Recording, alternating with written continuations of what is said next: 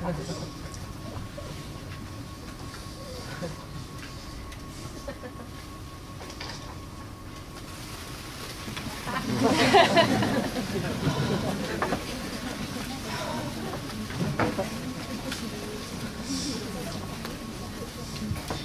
MJ. Vi har gjort os nogle bekymringer omkring jer.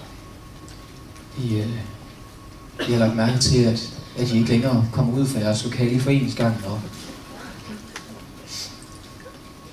at I heller ikke kommer til forelæsninger længere. Ja, og til Tuligang. Der var ikke plads til andre end jer selv på kontoret.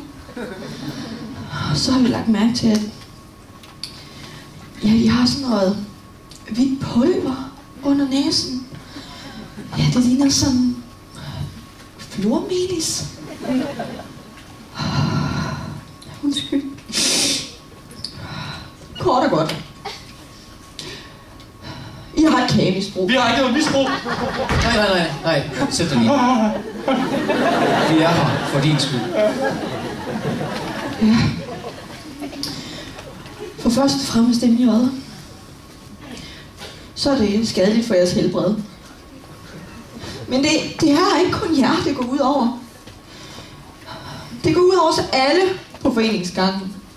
For der går ikke én uge, uden vi får anmærkninger fra rengøringspersonalet. Der ligger krummer ud over det hele. Og elevatoren, den er altid optaget af jer, fordi I ikke orker at tage trappen. Ej, nu må jeg altså holde op. Der har aldrig været noget i vejen med at få en lille kajkage og 10 kroners roulade fra Rema 1000 tæller der heller ikke rigtigt som kage. I kalder det misbrug, vi kalder det livsstil. Sukker, det underbygger jo vores politiske tankegang. Og hvordan skulle folk vide, hvem vi er, hvis vi ikke har kagen? Vi har ikke fået et brand, vi har ikke fået noget, folk kan kende os på. Vi vil også rigtig, rigtig gerne hjælpe jer. Og det er også derfor, vi har taget en snak med instituttet, om vi ikke skulle lave en sukkerpolitik på foreningsgangen. Det var bare så hårdt.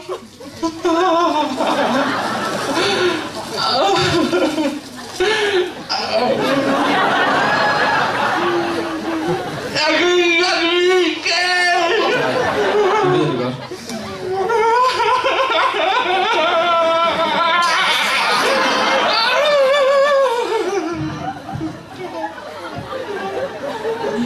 Det ved vi godt. Men hej. Mange andre af foreningsgangene er helt gået væk fra kage. Altså har I overvejet nogle andre gode og sunde alternativer til det? Altså der er jo rigtig mange af de andre foreninger, som er helt gået væk fra kageordningen til fordel for slik. Er det noget, I har overvejet? Fy for helvede, nej! Jeg plejer altid at fjerne slikket fra min kagemand. Kageslik, det er ligesom leverpostej og remoulade. Det er godt leverpostej, vi skal fandme holde slik fra hinanden.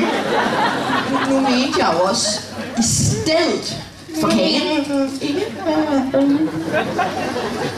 Kage, det er jo bare ligesom en stor del af min identitet og mit liv. Det har altid været der. Jeg husker tydeligt dengang mor, hun stod i køkkenet og lavede drømmekage med dobbelt kokosfyld.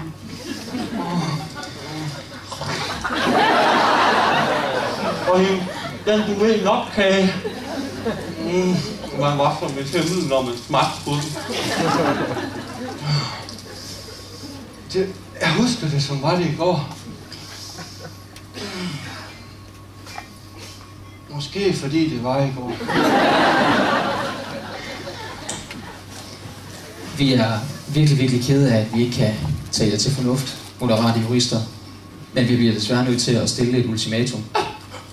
Enten så dropper moderate jurister kagen, eller også så stopper vores studenterpolitiske samarbejde.